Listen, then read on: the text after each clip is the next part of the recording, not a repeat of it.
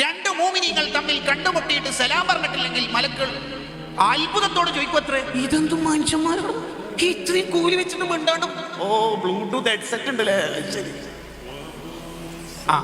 അങ്ങനെ സ്വഹാബത്തിന്റെ ചരിത്രത്തിൽ കാണാം, അവർ സലാം പറയാൻ വേണ്ടി മാത്രം വീട്ടിൽ നിന്ന് ഇറങ്ങും.